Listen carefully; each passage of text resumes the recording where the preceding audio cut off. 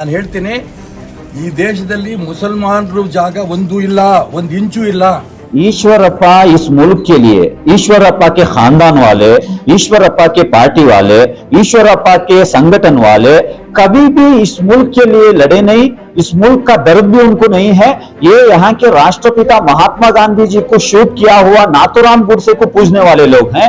तो ये मुल्क के बारे में बात करने का कोई रेश उनको नहीं है। इस मुल्क के लिए इडी देशದ ಜಾಗ हिंदुस्तानದ ಜಾಗ, मुसलमानರ ಜಾಗ ಅಲ್ಲ. ये नहीं कहा कि ये जगह हमारी है, हमने ये कहा कि ये जगह हिंदुस्तान की है, ये जगह भारत की है। इस भारत को बचाने के लिए यहाँ पर हमने कुर्बानियाँ दी। और ऐसा आदमी स्टेटमेंट देता है जिसके पूरे पुरखों ने कभी जो है यहाँ पर खून का एक खतरा भी नहीं बहाया।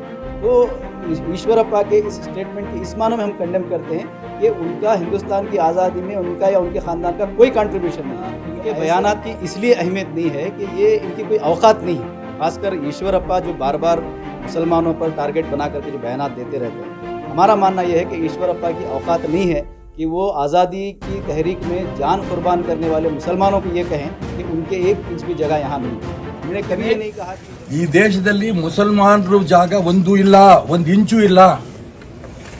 ಇಡೀ ದೇಶದ ಜಾಗ ಹಿಂದुस्तानದ ಜಾಗ, ಮುಸಲ್ಮಾನರ ಜಾಗ ಅಲ್ಲ. ईश्वरप्पा इस मुल्क के लिए, ईश्वरप्पा के खानदान वाले, ईश्वरप्पा के पार्टी वाले, ईश्वरप्पा के संगठन वाले कभी भी इस मुल्क के लिए लड़े नहीं। इस मुल्क का दर्द भी उनको नहीं है। ये यहाँ के राष्ट्रपिता महात्मा गांधी जी को शूट किया हुआ नाथूराम गोडसे को पूजने वाले लोग हैं। तो ये मुल्क के बारे में बात करने का कोई रेश उनको नहीं है।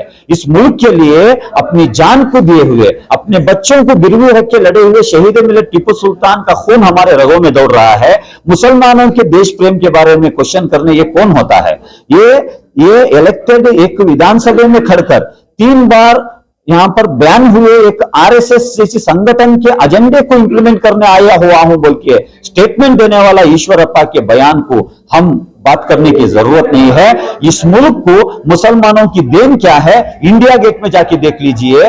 जब काला पानी की सजा अली ब्रदर्स को दिया गया तो उनसे पूछा गया आपकी आखिरी ख्वाहिश क्या है, तो ये एक मट्टी मुझे ले दीजिए, ये मट्टी लेके आप क्या करेंगे? जब मेरा इंतकाल काला पानी अंडमान निकोबार में हो जाएगा, मेरी खबर में ये मट्टी को डाल दिया जाए। ये देश प्रेम है।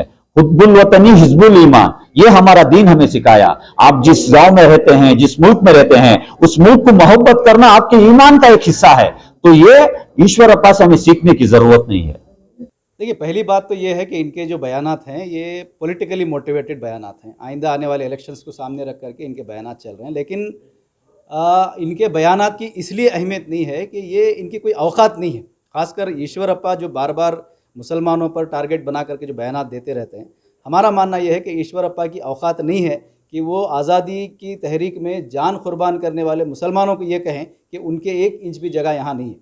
हमने कभी ये नहीं कहा कि ये जगह हमारी है, हमने ये कहा कि ये जगह हिंदुस्तान की है, ये जगह भारत की है। इस भारत को बचाने के लिए यहाँ पर हमने कुर्बानियाँ दी।